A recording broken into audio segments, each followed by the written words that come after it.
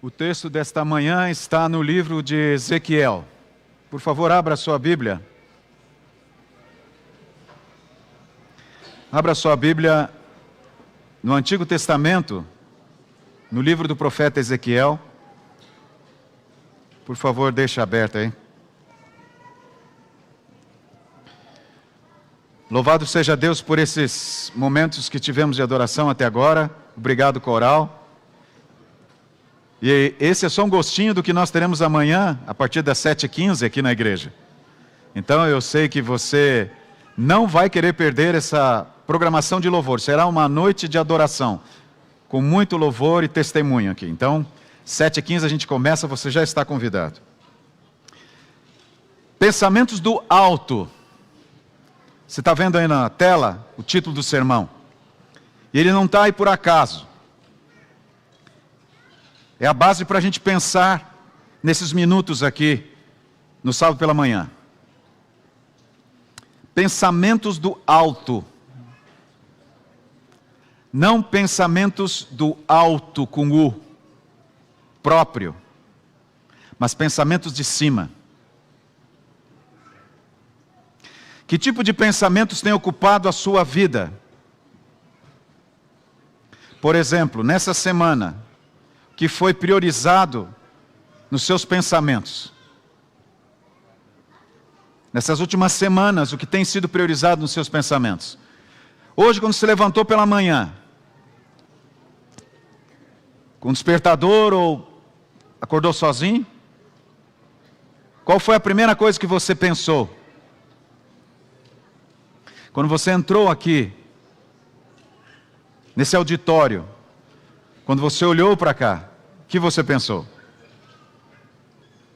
Você já percebeu que de alguma maneira nós somos atraídos, quase que praticamente arrastados, para focarmos e para que os nossos pensamentos sejam para cá, para esse ambiente daqui. Olhar para o que acontece e focar e viver e pensar nisto que nós estamos vivendo. Neste século, neste planeta. Muitas vezes e longamente nas catástrofes, nas coisas ruins, que obviamente são comuns nesse lugar. Pensar nas coisas ruins que fizeram para nós. O que nós chamamos de ressentimentos. E elevar acima do tolerável ou até do ideal, uma série de pensamentos amargurados e ruins, que a gente arrasta dia e noite. Nós não gostamos das pessoas, nós não conseguimos conviver com as pessoas, nós não conseguimos conviver conosco mesmos. E nos envolvemos num contexto de infelicidade. E a gente fica pensando, por que isso? Ezequiel capítulo 1, versos 1 a 3. Agora você já pode separar aí o texto. Que a gente já vai ler. Mas antes eu quero refletir com você nestes textos que Ellen White escreveu, inspirada por Deus. No livro Mente, Caráter e Personalidade, no volume 1, na página 69. Os maus pensamentos destroem a alma. Por que é preciso nós olharmos para aquilo que nós pensamos? Porque Deus está dizendo para você nesse momento, os maus pensamentos destroem a alma. Aquele sentimento de amargura que você tem a respeito de uma pessoa, quem sabe até a respeito de mim, vão destruir a tua alma. O poder de Deus para converter muda o coração, enobrece e purifica os pensamentos. Mesmo que você não consiga até, e essa é uma realidade nossa, Deus tem poder para mudar os teus pensamentos, mas aí ela continua, a menos que se faça um resoluto, e aí ela usa uma palavra muito forte, esforço, por manter os pensamentos centralizados em Cristo, a graça não pode revelar-se na vida. Até mesmo viver a graça de Jesus e viver a esperança salvadora de Jesus está relacionada com os nossos pensamentos. Se não podeis controlar vossos impulsos, vossas emoções, segundo o desejais, talvez essa seja a realidade de alguém que está me ouvindo aqui, podeis controlar a vontade. A vontade. E assim se operará em nossa vida uma mudança completa. Quando rendeis a Cristo vossa vontade, vossa vida é escondida com Cristo em Deus. Alia-se ao poder que está acima de todos os principados e potestades. E qual o único objetivo do inimigo com você neste momento? É desviar os teus pensamentos daquilo que pode te dar esperança e levar você a olhar e fixar os pensamentos naquilo que é ruim. Problemas,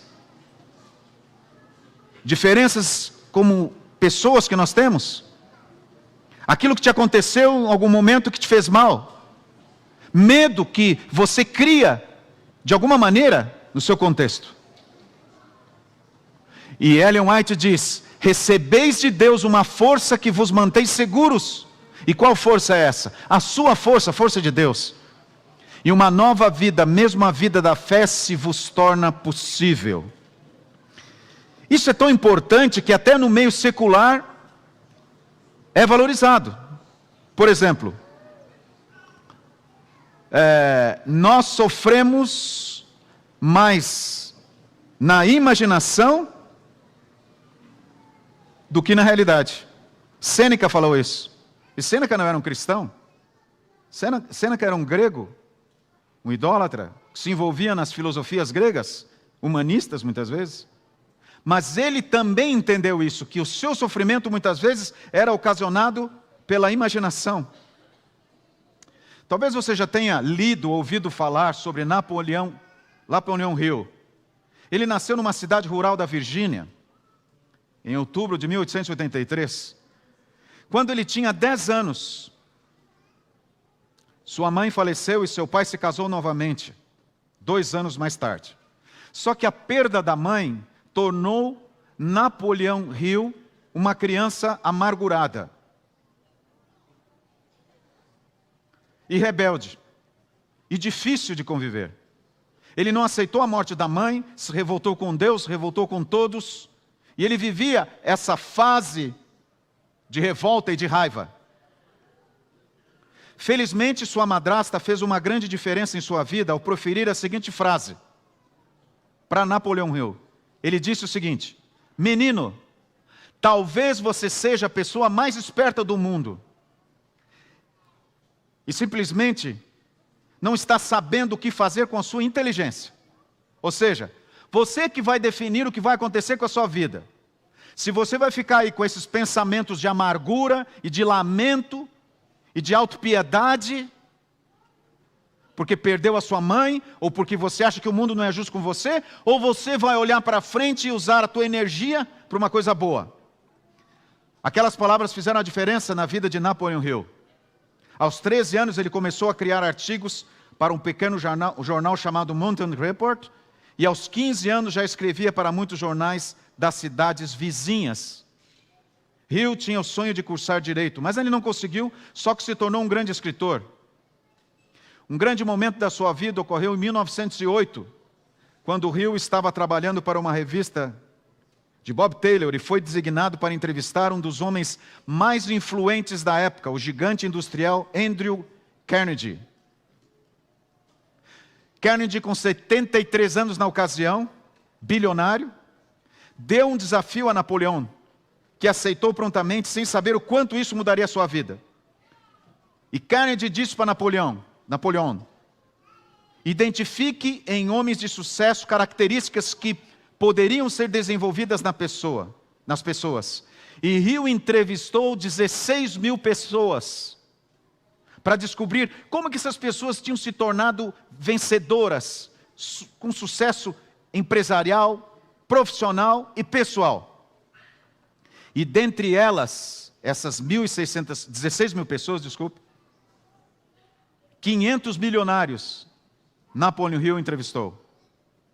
Entre os mais importantes estavam Alexander Graham Bell, Thomas Edison e Henry Ford. Como responsável por essa pesquisa, Hill se tornou o editor de sua própria revista chamada Hill's Golden Rule e desenvolveu cursos de estudos e publicou diversos trabalhos, além de ter criado um curso chamado Dinamite Mental. Hill também se tornou consultor de Carnegie. E sabe o que mais? Se tornou conselheiro pessoal do presidente americano Franklin Roosevelt, de 1933 a 1936. Napoleon Hill escreveu muitos livros. Alguns se tornaram best-seller. Sabe por quê? Porque Hill tinha essa filosofia. E ele escreveu: todo mundo tem a força potencial para limpar a sua mente de todos os pensamentos negativos e dessa forma utilizar-se do poder da fé. Como é que você começa a receber a graça de Deus que tanto quer te oferecer a graça? Quando você se liberta desses pensamentos, ou como Hill disse, limpa a mente dos pensamentos negativos. E esse exercício não é fácil. Por isso que Ellen White diz que nós precisamos nos esforçar e clamar e contar com a força de Deus. E por que eu estou convidando você a ler Ezequiel? Vamos juntos agora para Ezequiel capítulo 1, versos 1 a 3. Acompanhe comigo e, por favor, não perca esse foco do que Deus tem para você nesse momento. A partir do verso 1. Aconteceu que no 30º ano, no 5º dia do 4º mês, que estando eu no meio dos exilados, junto ao rio Quebar, se abriram os céus, e eu tive visões. No 5º dia do referido mês, no 5º ano do cativeiro do rei Joaquim, veio expressamente a palavra do Senhor Ezequiel, filho de Buzi, sacerdote, na terra dos caldeus, junto ao rio Quebar. E ali esteve sobre ele a mão do Senhor. Era o ano de 586 a.C. A cidade de Jerusalém foi tomada pelos babilônicos. E o rei Joaquim foi levado cativo para a Babilônia, com um grupo do povo de Israel. Entre estes estava Ezequiel, que o nome significa Deus fortalece. E ele foi levado cativo à Babilônia, era filho de um sacerdote. Talvez a primeira visão que Ezequiel teve ao chegar à Babilônia foi essa: o portal de Ishtar, que está hoje no Museu de Berlim. Esse é o portal original, que foi restaurado. E quando Ezequiel entrou por aquele portal, não era nenhum momento agradável para ele. Ele provavelmente viajou 2 meses de Jerusalém até Babilônia, pelo deserto, com as circunstâncias mais ruins. Imagina um jovem viajando pelo deserto, saindo da sua terra, sabendo que agora não tinha mais direito sobre si. Ele era escravo de uma nação conquistadora. Como é que vai crescendo dentro dele o pensamento? Um pensamento derrotado, um pensamento perdedor, um pensamento de acabou tudo, não tem mais esperança. Lá vai aquele moço e ele entra por aquele portal. A partir dali ele vê todo tipo de idolatria, de maldade e também de humilhação, porque ele era parte de um povo conquistado. E o dia a dia daquele moço começa a ser assim: onde é que eu vou viver? O que vai acontecer comigo? Eu sou filho de um sacerdote, filho de um pastor, mas não adiantou nada a minha família ser dedicada a Deus.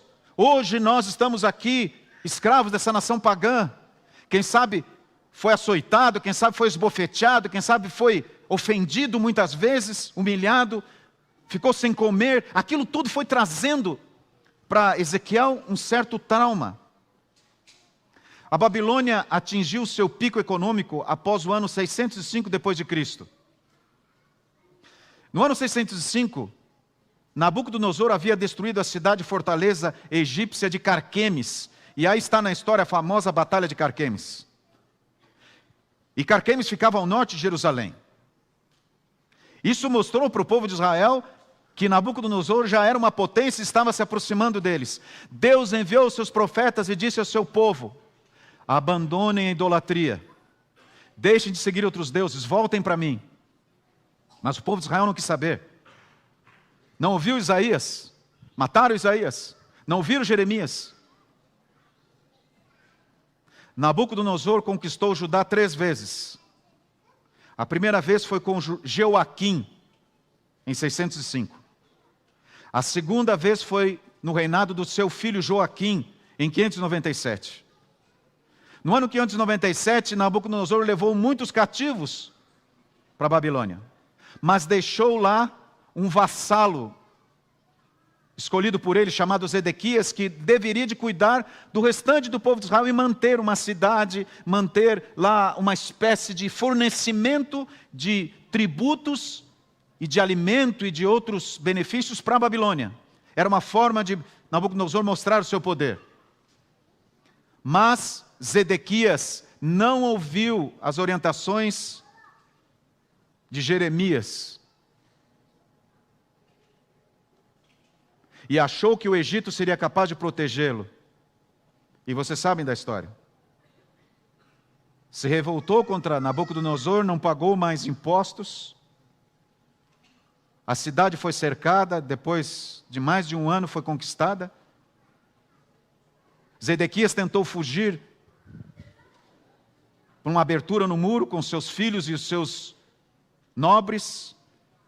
Foram capturados no meio da fuga, levados para Nabucodonosor. Nabucodonosor chamou Zedequias e disse para ele: você vai ver os teus filhos morrerem na tua frente. Vai ser a última vez, vai ser a última coisa que você vai ver. E foi isso que aconteceu. Os filhos de Zedequias foram mortos na frente dele, depois os olhos dele foram vazados e ele foi cativo, porque desobedeceu a Deus e se afundou na idolatria. Por que nós somos assim? Isso aconteceu no ano 587. Ezequiel estava no cativeiro, vivendo a vida de um cativo. Mas ele recebeu o mais alto grau de inspiração. No seu livro, várias vezes você vê as palavras, assim diz o Senhor, porque elas são usadas repetidamente. Ezequiel pregou ao povo que estava no cativeiro, mas também ao restante do povo que havia ficado em Jerusalém, sob o governo de Zedequias. E tanto para o povo no cativeiro, como o povo que estava em Jerusalém, junto com Jeremias, Ezequias pregou o arrependimento e a volta ao Senhor. Mas o povo não ouviu. E nesse meio de frustração, nesse meio de tristeza, sendo levado para olhar para o cativeiro, para aquele lugar que não era a terra dele. Aquela não era a nação dele, ele não tinha o templo para adorar o Senhor, ele estava num lugar estranho, com coisas estranhas, atitudes estranhas. Diz Ezequiel, no capítulo 1, verso 3, que ele teve uma visão quando ele estava ali. E eu quero que você olhe comigo para o verso 3 do capítulo 1, onde Deus diz assim: e ali esteve sobre ele a mão do Senhor. A mão do Senhor pode estar sobre você nos momentos mais difíceis, mesmo que você esteja num lugar que você não queira, e que as circunstâncias tenham te levado para um lugar que você não gostaria. Deus vai estar com você. Quando você enfrenta uma doença, quando você enfrenta humilhação, rejeição, maltrato de pessoas, sofrimento, é assim esse mundo. Mas olha só, Deus vê aquele menino ali, no ambiente de escravidão, de cativeiro, com tudo para sentir no coração sofrimento e medo. E o que Deus faz? Deus quer que você fique com os pensamentos voltados para o sofrimento, para o medo, para o pessimismo, para a ansiedade. Não. Esse espaço que nós vivemos, esse mundo secular que nós vivemos, é feito disso. E uma verdade para nós nesse momento, que foi para Ezequiel, e pode ser para você: aquilo que consome sua mente, controla a sua vida. Se a sua mente é consumida por amargura e por ressentimentos, isso vai controlar a sua vida.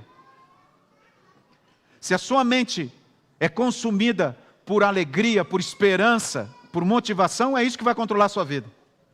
O pensamento leva as emoções, influencia as emoções, e as emoções influenciam as atitudes. Agora, vamos para Ezequiel capítulo 1, agora o verso 26. Olha aqui, que diz, capítulo 1, versos 26 a 28. Olha que espetáculo Deus deu para esse menino, para esse jovem cativo, Ezequiel. Verso 26. Por cima do firmamento que estava sobre a sua cabeça, havia algo semelhante a um trono, como uma safira. Sobre esta espécie de trono estava sentada uma figura semelhante a um homem. Via como metal brilhante, como fogo ao redor dela, desde os seus lombos e daí para cima, e desde os seus lombos e daí para baixo. Via como fogo e um resplendor ao redor dela, como aspecto de arco que aparece na nuvem em dia de chuva. Assim era o resplendor em redor. Esta era a aparência da glória do Senhor. Vendo isto, caí com o rosto em terra, e ouvi a voz de quem falava. O que Deus revelou para aquele jovem cativo? A sua glória, a sua majestade. Deus revelou o seu poder. Por quê? Por quê? Por quê? Porque Deus não queria que os pensamentos de Ezequiel ficassem focados no sofrimento, na escravidão, nos problemas seculares daquele contexto que ele estava. Filho, para de olhar para isso. Não alimenta a tua mente com os pensamentos. Uma coisa muito forte, provavelmente Ezequiel tinha com ele, a ideia de ser um derrotado, de que tudo estava perdido, de que o mal prevaleceu, de que o povo de Deus estava acabado, de que o pecado venceu. Você já pensou assim? Quem sabe agora está pensando assim? Pelos poderes que têm dominado o mundo, parece que o mal prevalece. Você olha para fora da tua janela e só vê coisas ruins. Esse é o reino de Satanás, é assim. E Deus, na sua misericórdia, permite que você veja isso para você ver o que é o pecado e qual é o reino de Satanás. Simplesmente assim. E porque Deus dá liberdade de escolha para as pessoas. Mas isso não quer dizer que você precisa focar nisso, pensar nisso, levantar pensando nisso e dormir pensando nisso. Era isso que Ezequiel estava sujeito lá naquele ambiente da Babilônia. Idolatria para tudo que é lado. Gente blasfemando, gente ofendendo, gente amargurando. Imagina o que seria a vida daquele moço. Deus vem e diz: filho, para de olhar para aí, para de alimentar esses pensamentos, olha para o alto. E o que Ezequiel vê quando olha para o alto? Ele vê Deus no seu governo. Deus está no controle do universo. Amém? Aleluia! Deus não abandonou o nosso mundo ao caos e desistiu deste mundo. Deus não abandonou este mundo ao pecado e ao governo de Satanás. Aleluia! Jesus veio e morreu na cruz para nos libertar do pecado, e agora Deus quer que você olhe para o alto e veja Deus na sua majestade. Deus não é um Deus qualquer, Ele está no poder soberano do universo. Deus está no controle. As potestades não podem fazer nada sem a permissão de Deus. Satanás pode até ter certa vantagem na concepção de alguns, mas ele é o inimigo derrotado. Amém? Se de alguma maneira você tem sido afligido por isso, você está aflito por isso, parece que a carga é grande demais e os seus pensamentos se envolvem nesse contexto. É hora de você olhar para o alto como Ezequiel foi chamado a olhar. Ele viu na sua visão, depois você pode ver com calma aí, na sua Bíblia, no capítulo 1, a descrição dos querubins com seu poder. Ele vê rodas se movimentando, ele não entende aquilo, mas ele vê que tudo está funcionando em ordem. Deus não largou ao mundo no caos, como alguns arrogantes seres criados dizem. Deus está no controle. As rodas, elas funcionavam em harmonia. Os anjos, quando se movimentavam, as rodas se movimentavam, Ezequiel diz. E o seu brilho era impressionante. E quando Ezequiel estava impressionado com o brilho dos querubins, Deus revela para ele algo muito maior. Olha para cima, Ezequiel. Ezequiel vê a glória de Deus. Deus é soberano. Você não adora um Deus qualquer. E triste é ver algumas pessoas dizendo o cara lá de cima, como se Deus fosse, sabe, aquela informalidade demais com Deus. Entram na igreja como se estivessem entrando num salão de festa. Às vezes vão para um culto como se estivessem indo para um encontro social. Tudo bem, Deus recebe você de braços abertos, mas você está na presença do Deus do universo. E por favor, eu não quero magoar ninguém, mas de que maneira você tem adorado Deus? Como você tem se colocado diante de Deus? Quando você vem numa igreja para adorá-lo, você traz um coração agradecido? Ou você traz um coração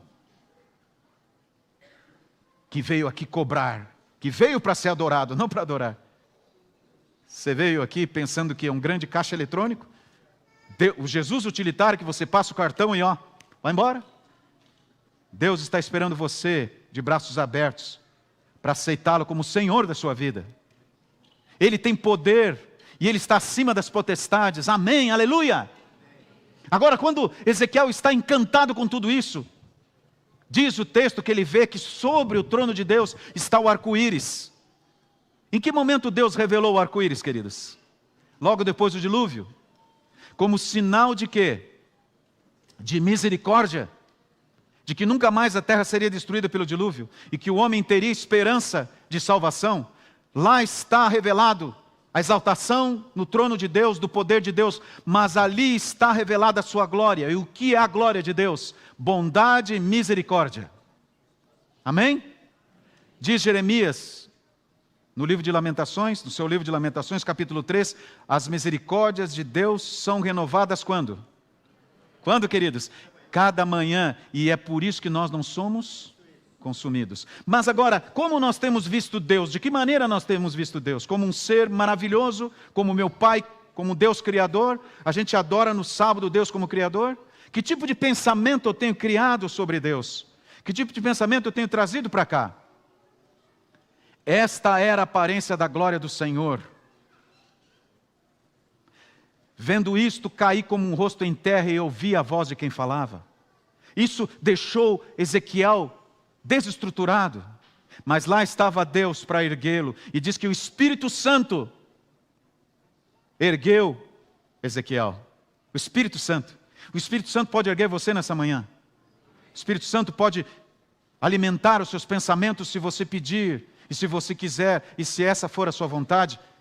O Espírito Santo pode te dar forças para você eliminar esses pensamentos que têm feito você uma pessoa triste e até mesmo desanimada.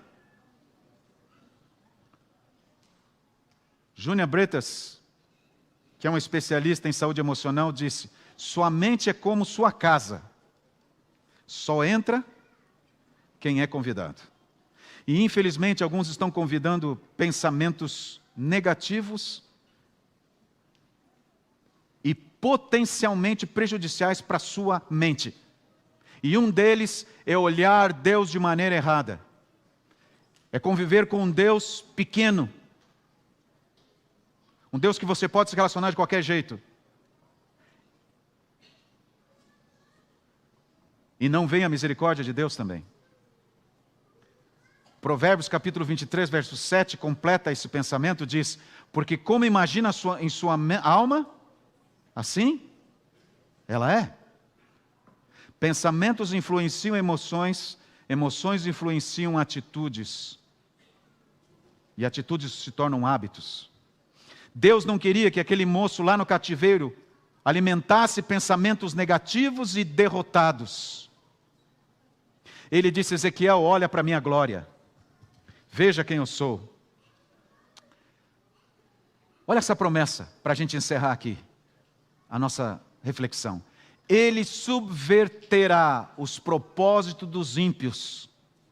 Parece que os ímpios estão vencendo, que aqueles que não obedecem a Deus estão prosperando. Até mesmo entre nós, algumas pessoas têm abandonado a fé e estão criticando a palavra de Deus e o povo de Deus. Parece que essas pessoas prosperam, diz ali, e levará confusão aos conselhos dos que planejam contra o seu povo.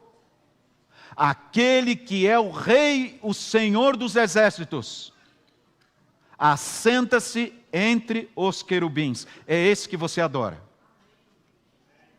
E em meio aos conflitos e tumultos das nações, Ele guarda os seus filhos ainda. Alguns têm medo do período de perseguição, do período de angústia, do mal prosperar. É tempo de você conhecer esse Deus e olhar para o Deus exaltado, para você aprender a confiar nele. Quando as fortalezas dos reis forem subvertidas, quando as setas da ira ferirem o coração dos seus inimigos, seu povo estará seguro em suas mãos. Amém? Profetas e Reis, na página 87. Cristo jamais abandona aqueles por quem morreu. Não importa a sua história, a sua vida, não importa o que você está carregando agora, Ele não abandonou você. Olha para mim aqui. Escuta isso. Não permita que o inimigo tire de você essa declaração. Eu vou lê-la de novo. Olha aqui. Cristo jamais abandona aqueles por quem morreu. Veríamos anjos voando velozes em auxílio desses tentados, forçando a retroceder quem? As legiões do mal que os sitiavam. E colocando seus pés sobre firme plataforma. Você já sentiu que parece que o mundo todo desabou em cima de você? Parece que você ora e você é fiel e Satanás e suas hostes estão atacando você e você não consegue mais. Você está se sentindo cativo. Nós estamos vivendo num mundo que não é um mundo planejado por Deus. É um mundo onde Satanás é quem reina. E isso traz consequências graves. Mas isso não quer dizer que nós perdemos, que tudo acabou. E às vezes nós somos perseguidos aqui. Mas anjos do Senhor lutarão ao nosso favor. Amém? O seu anjo defenderá você. Clame, peça para Deus, me proteja, Senhor. Erga um muro de fogo com seus anjos poderosos em torno da minha família, do meu casamento, da minha profissão. E ela diz assim, a batalha entre os dois exércitos são tão reais, as batalhas, entre os dois exércitos são tão reais como as travadas pelos exércitos deste mundo e do resultado do conflito espiritual dependem de destinos eternos. Você acha que a briga entre os anjos de Satanás e os anjos de Deus é uma coisinha assim? Oh, para aí você! É coisa acima da nossa compreensão. Se Satanás governa os exércitos neste mundo, cruelmente, imagina o que ele faz com seus anjos. Mas Deus é muito mais poderoso e seus anjos também. Para cada anjo de Satanás, Deus tem 2 anjos para cuidar de você. E um anjo é muito poderoso. Você não está sozinho. Ezequiel não estava sozinho lá naquele ambiente cruel. E você não está sozinho aqui. Nós estamos nesse mundo, queridos, cativos. Mas nós já fomos libertos pelo sangue de Jesus. Basta pouco tempo para nós vermos Jesus voltar e podemos abraçar o nosso Salvador. O último texto desta manhã, antes de nós nos despedirmos e irmos para a escola sabatina. Daniel capítulo 2, 44 é conhecido, mas eu quero que você preste atenção nessa declaração do profeta Daniel, que foi contemporâneo de Ezequiel e viveu também entre aqueles cativos e foi levado para a Babilônia. Não sei se na primeira vez ou na segunda vez. Primeira. Obrigado, Ronald. Na primeira vez. Diz, falando a respeito daquela visão da estátua, ele fala, mas nos dias destes reis, que reis são esses? Os reis que aparentemente prosperaram sobre o povo de Deus, ou prosperaram sobre o mal, sobre o bem, e prevaleceu o mal. Esses reis que aparentemente, esses governos, esses presidentes que não creem em Deus, e que parece que prosperam e que vencem. O que diz ali o texto? Mas nos dias desses reis, o Deus do céu suscitará um reino que não será jamais destruído. Amém? Isso está para se cumprir. E diz Daniel, este reino não passará a outro povo. Esmiuçará e consumirá todos estes reinos, mas ele mesmo subsistirá para sempre. Você acredita nisso? Você acredita nisso?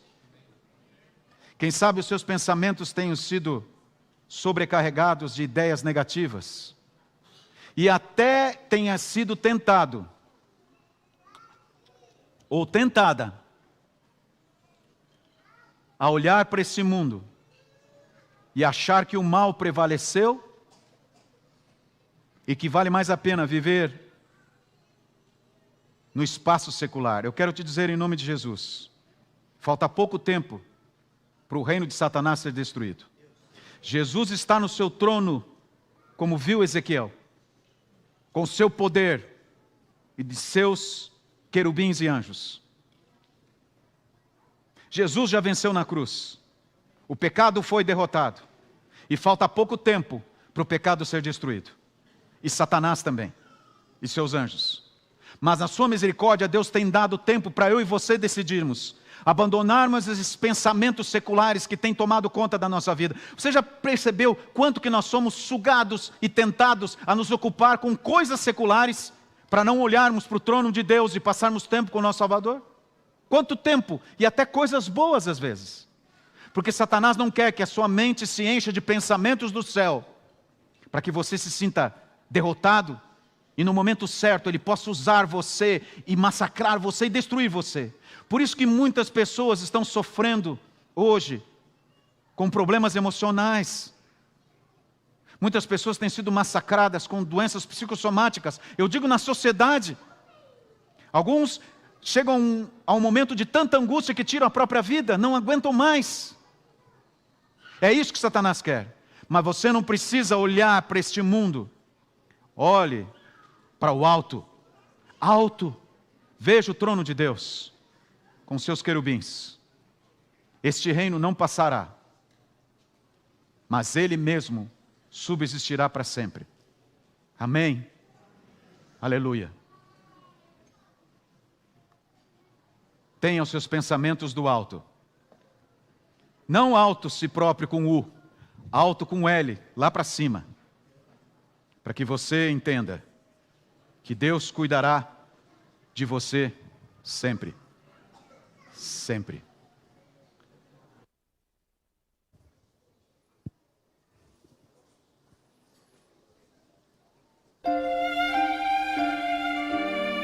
Fale com Deus nesse momento. Quando estou cansado e em meio à sombra estou, o coração ferido, o perseguido sou. Jesus é meu amparo, amigo na aflição. Os seus olhos me contemplam e Ele dá-me proteção. Os seus olhos me contemplam e Ele dá-me proteção. Feliz e muito alegre, cantando eu estarei, pois se Deus protege as aves, cuidará também de mim.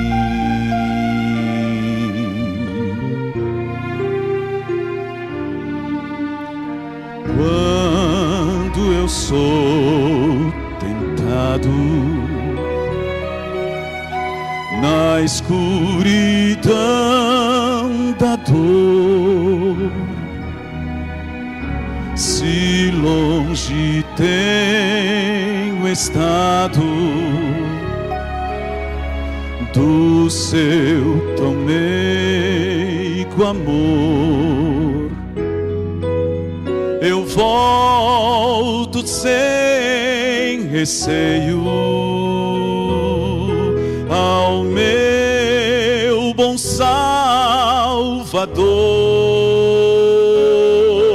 Eu volto sem receio ao meu bom Salvador, pois se Deus protege as aves, cuidará também de ti. Feliz e muito alegre, cantando eu estarei, pois se Deus protege as aves, cuidará também de mim. Pois se Deus protege as aves,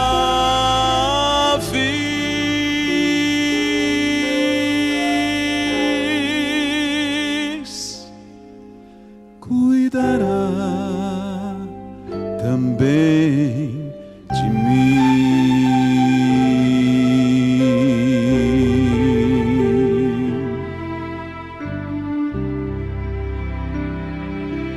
Amém?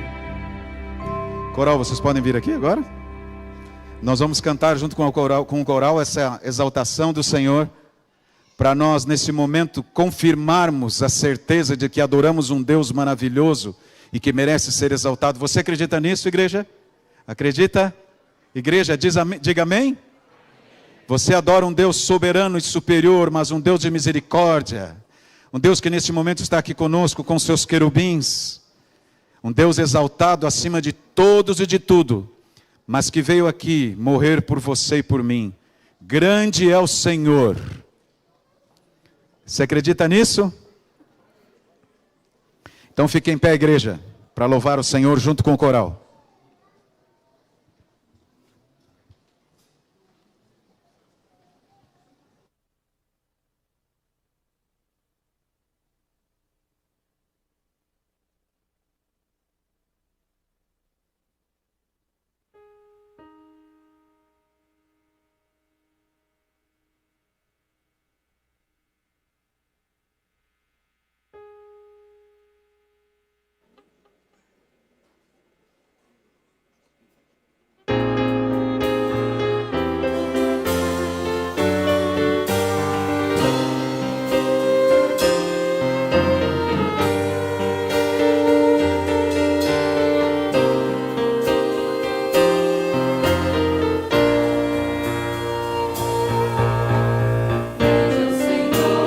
Justo ele é, nós confiamos em seu grande amor. Verdadeiro e fiel, sua graça provou seu amor. Grande é o Senhor, e digno de glória. Grande é o Senhor, e digno de louvor. Grande é o Senhor, ergamos a voz, ergamos a voz. Grande é o Senhor.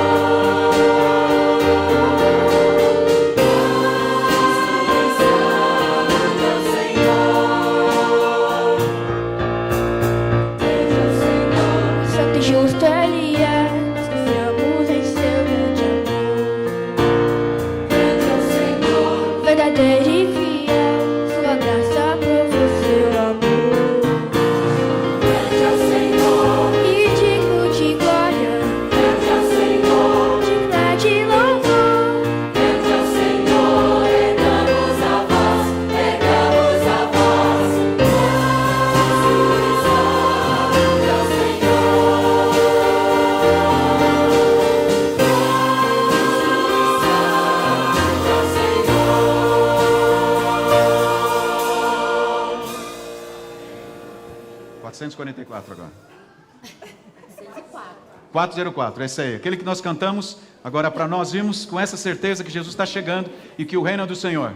Vamos lá, igreja, adoremos. Logo vamos cantar isso no céu, hein? Vai logo chegar, amém, igreja? Amém. Vamos lá, vamos lá.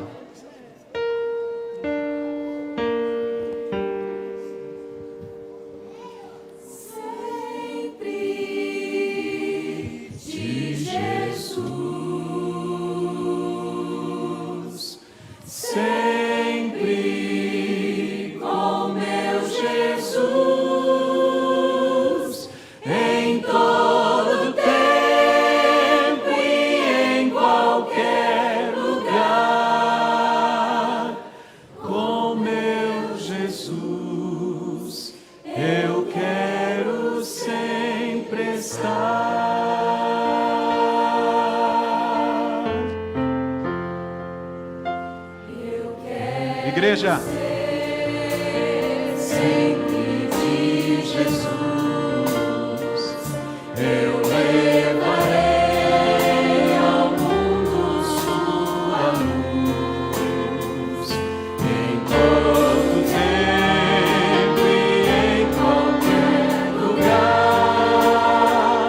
Com meu Jesus, eu quero sempre estar.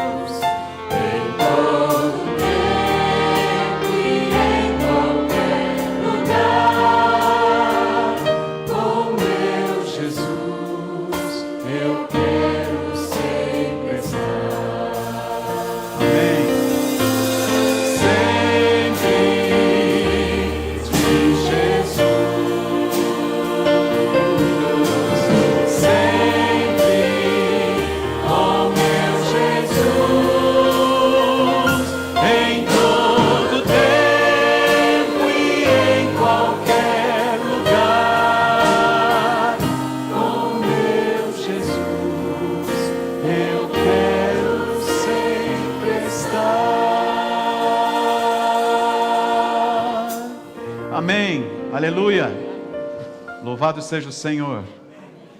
Imagine você quando nós estivermos com os querubins e o Senhor exaltando a glória do nosso Deus no céu.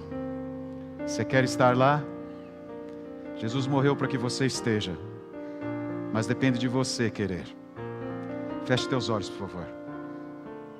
Pai querido, nesta manhã de adoração e de louvor ao teu nome, nós queremos exaltar a tua misericórdia, Senhor. Exaltar o teu poder criador que está acima de tudo e de todos. Louvado seja o teu nome, Senhor. Na tua excelsa glória, que nós nem conseguimos compreender, mas que se manifesta na tua misericórdia, que foi renovada nesta manhã em nossa vida. Nós estamos aqui em nome de Jesus, pelo sangue de Jesus, pela graça de Jesus. Aqui está a tua filha que trouxe para este lugar um coração apertado, o teu filho que trouxe medos e ansiedades.